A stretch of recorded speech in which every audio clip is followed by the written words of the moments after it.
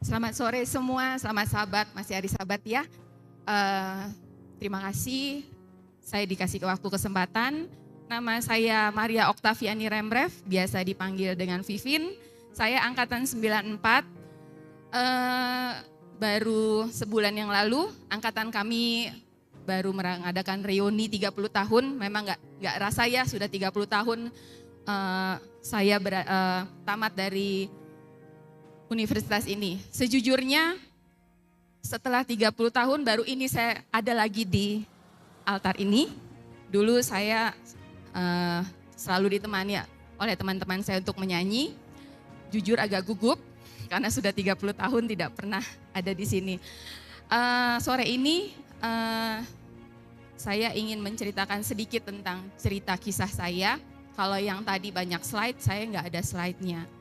Tapi yang mau saya saksikan di sini adalah kalau saya tidak dipaksa sama orang tua saya kuliah di sini, mungkin hari ini saya tidak akan berdiri di sini.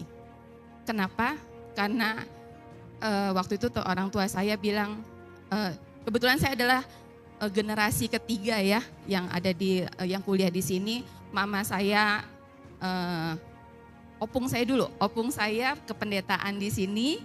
Mama saya tamat juga dari sini Akper tahun 71 atau 72. Kakak saya angkatan 91 manajemen dan saya adalah generasi terakhir dari saya kakak adik, saya di sekretaris angkatan 94. Jadi yang saya ingin sampaikan di sini, saksikan adalah ketika saya berkuliah di sini saya mengenal banyak. Bagaimana saya merasakan kasih Tuhan Yesus, merasakan bagaimana pimpinan Tuhan Yesus hingga bisa meyakinkan diri saya untuk tetap berjalan di jalannya. Kalau dilihat dari buku acara, saya ingin bercerita tentang From the Bottom Level. Ini bercerita tentang bottom level dari kesehatan saya 2 tahun yang lalu.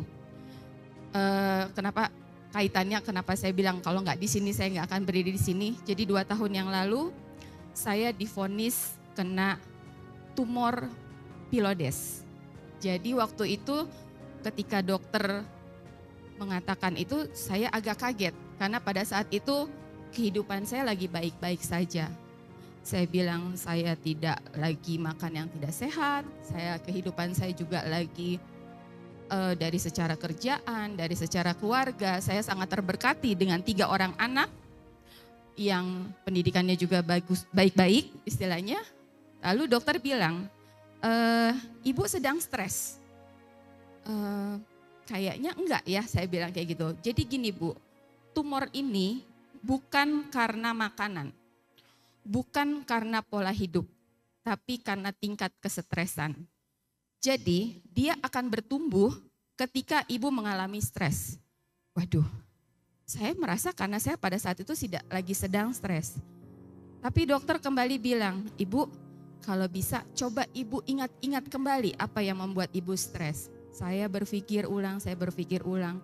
Oh, saya baru ingat. Saya orang yang tidak bisa mengungkapkan kekesalan kalau lagi bekerja sama dengan orang. Jadi pada saat itu memang saya lagi bekerja sama dengan teman-teman seangkatan. Ketika saya ngerasa tidak suka, saya pendam. Saya kerjakan sendiri, saya selesaikan sendiri.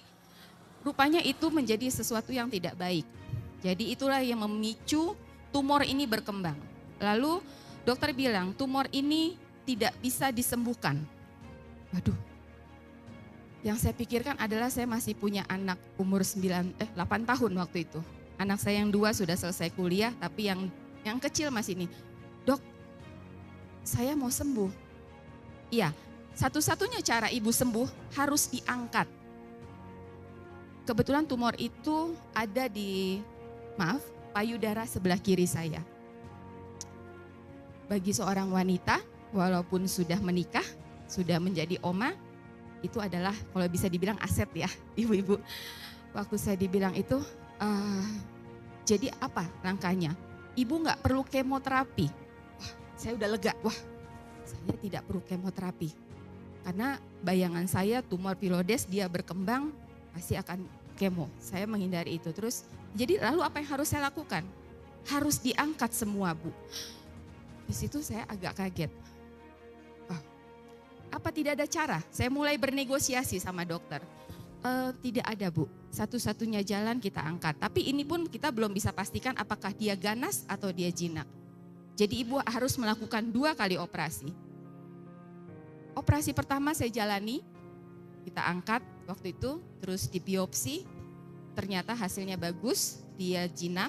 Tapi kalau saya tidak bisa mengkontrol stres saya, dia akan berkembang dan akan menular ke sebelahnya. Lalu bagaimana, Dok? Saya kembali lagi. Ibu harus diangkat semua. Saya bertanya sama Tuhan, Tuhan ada apa? Kenapa? Tapi anak saya datang, Mama, ada rencana Tuhan di balik semua ini. Kalau Mama yakin, maju. Akhirnya saya berdoa sama Tuhan, Tuhan, kalau memang Tuhan pengen saya sembuh dan ini adalah cara satu-satunya saya harus sembuh, saya relakan bagian tubuh saya hilang. Akhirnya saya datang ke dokter, saya coba untuk meyakinkan diri saya untuk sembuh, tapi saya masih nego. Tuhan boleh enggak ya, sedikit aja disisain. Tapi saya nego lagi ke dokter, dokter boleh enggak sedikit saja disisain.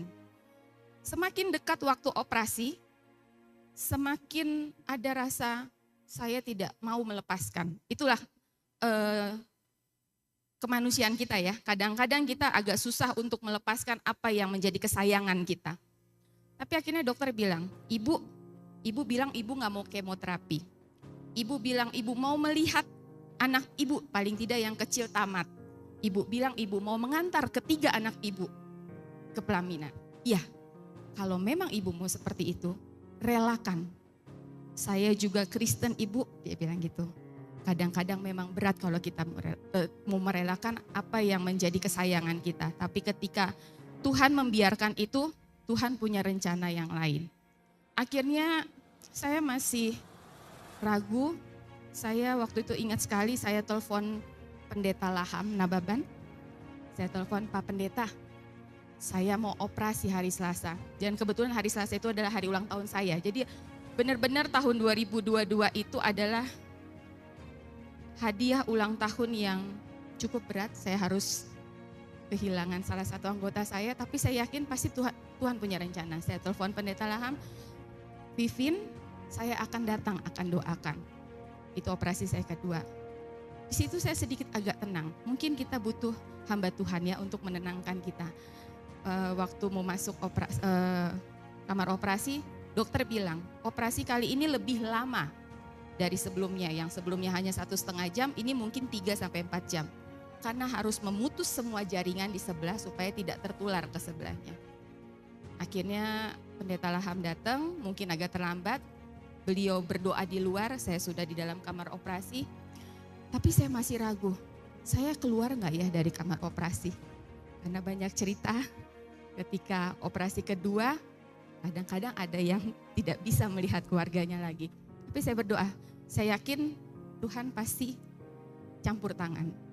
Dan satu yang membuat saya berjanji sama Tuhan, Tuhan, kalau ini lewat, apapun bentuk pelayanan yang kau minta, saya tidak akan mengatakan tidak.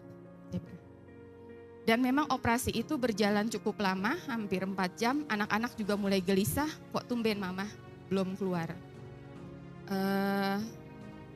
Bersamaan itu entah kenapa Tuhan tuh punya rencana ya. Jadi pada saat saya menjalani operasi pertama dan kedua, itu adalah saya memang dikasih tanggung jawab panitia pemilih. Jadi waktu itu saya berdoa, Tuhan saya mau operasi ini berjalan setelah rapat panitia pemilih. Dan Tuhan kasih, yang harusnya saya masuk hari Jumat, ternyata boleh mundur hari Senin, saya masih ikut rapat panitia pemilih hari Minggu.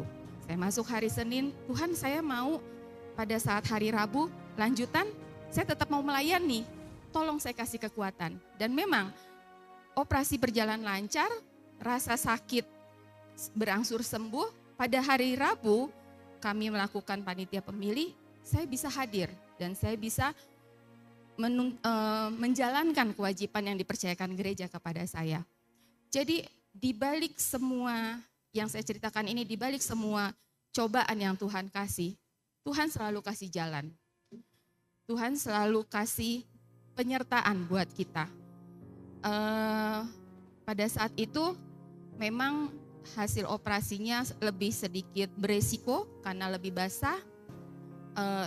Saya lebih lama tinggal di rumah sakit, tapi yang saya dengar dari suami saya bahwa hasil operasi bagus. Maksudnya dokter sudah mengangkat semua penyakit saya. Tapi satu pesan dokter, ibu, bukan makanan yang ibu jaga, tapi pola pikir ibu. Jadi ini related dengan yang tadi disampaikan oleh dokter sebelum saya, bahwa memang benar kata Tuhan, hati gembira adalah obat yang mujarab. Jadi ketika ada beberapa penyakit, ketika kita stres, justru itu menimbulkan penyakit. Buat saya sejak saat itu, ketika dokter selalu meyakinkan saya, kamu tidak boleh stres, kamu tidak boleh kepikiran. Dia hanya tanya, apa sih yang menjadi kesukaan kamu? Yang menjadi kesukaan saya adalah ketika membuat orang senang. Oke, kata dokter. Kalau memang itu yang menjadi kesukaanmu untuk menghilangkan stresmu, lakukanlah itu. Dan puji Tuhan, hingga saat ini saya berusaha, kalau ketika orang tidak akan lepas dari stres ya. Ketika saya stres, saya selalu diingatkan, pikiran saya simple, saya tidak mau kehilangan yang satu lagi. Saya harus senang. Jadi saya selalu membuang kesetresan itu. Tapi cobaan-cobaan itu kan Tuhan tidak pernah lepas dari kita. Karena apa? Supaya kita tahu bagaimana caranya kita bersyukur, bagaimana caranya kita tetap bergantung kepada Tuhan, bagaimana caranya kita menyelesaikan masalah kita di dalam Tuhan. Akhir tahun lalu, saya sempat di posisi yang sama di tahun 2022. Saya stres menghadapi satu masalah. Itu saya kembali merasakan sakit di sebelah kanan. Saya datang ke dokter, terus dokter tanya, ibu mau kehilangan satu lagi? Enggak dokter, saya bilang. Oke, kalau ibu nggak mau kehilangan satu lagi, lepaskan stres ibu. Akhirnya saya berdoa sama Tuhan, Tuhan, kalau memang Engkau mau saya ada buat anak-anak saya dan suami saya, tolong hilangkan stres itu. Jadi pada bulan Februari, saya ambil keputusan, apapun yang terjadi dengan masalah saya percaya Tuhan pasti ada buat saya. Tuhan pasti selalu menolong saya, membackup saya. Dan memang ketika kita melepaskan masalah kita kepada Tuhan, entah kenapa Tuhan selalu memberikan jalan keluar. Dan sejak 2022 itu setiap ada yang datang ke saya, Vin, kita KKR yuk ke sini. Vin, kita pelayanan ke sini. Walaupun kadang-kadang secara ekonomi saya bukan dari orang yang berkelebihan, yang saya jawab dulu adalah iya. Karena itu adalah janji saya sama Tuhan. Sama ketika 2 minggu lalu, kami dari Sidang Menteng ada KKR di Bali. Waktu itu ketua panitianya nanya sama saya, Vivin jadi ikut enggak? Sejujurnya saya pada saat itu dalam kondisi yang antara ya dan tidak. Tapi saya kembali ingat sama Tuhan. Tuhan, kalau memang Engkau izinkan, saya jalan. Dan memang Tuhan izinkan.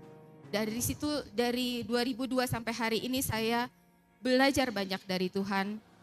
Apapun kondisi kita, kemalangan apapun yang Tuhan berikan, bukan berikan ya, yang Tuhan izinkan untuk terjadi dalam hidup kita, pasti ada hal baik yang akan kita terima. Dan kesaksian ini yang saya ingin sampaikan adalah bahwa jangan pernah khawatir, jangan pernah kecil hati, walaupun kita mungkin secara akal sehat kita divonis dokter sakit, atau secara pekerjaan kita berhentikan, atau secara kehidupan mungkin keluarga kita sedang tidak baik-baik saja. Tapi kita percaya bahwa di balik itu Tuhan punya rencana yang terbaik buat kita. Tuhan punya rencana indah buat kehidupan kita. Jadi satu hal yang saya ingin bacakan dari kesaksian saya ini, di mana ayat ini juga sangat membuat hati saya tetap teguh di dalam jalannya. Janganlah hendaknya kamu khawatir tentang apapun juga, tetapi nyatakanlah dalam segala hal keinginanmu kepada Tuhan dalam doa dan permohonan dengan ucapan syukur. Filipi 4 ayat 6. Jadi apapun yang Tuhan izinkan terjadi dalam kehidupan kita, Tuhan pasti akan menyelamatkan kita. Seperti di dalam lagu Sion nomor 88, yaitu Tuhan peliharakan, ada satu ayat di ayat yang ketiga, izinkan saya sedikit menyanyikan lagu ini. Saya sangat terkesan dengan kata-katanya. Doamu akan didengarkan, Tuhan peliharakan, kebutuhanmu diberikannya, Tuhan peliharakan. Bisa kita nyanyi sama-sama refnya? Tetapkan hatimu, tentu Tuhan peliharakan, peliharakan kamu sepanjang umurmu. Itulah janji Tuhan, bahwa Tuhan tetap meliharakan kita. Apapun yang kita butuhkan, apapun yang kita minta, pasti Tuhan akan memberikan. Demikianlah kesaksian saya. Tuhan memberkati. Terima kasih.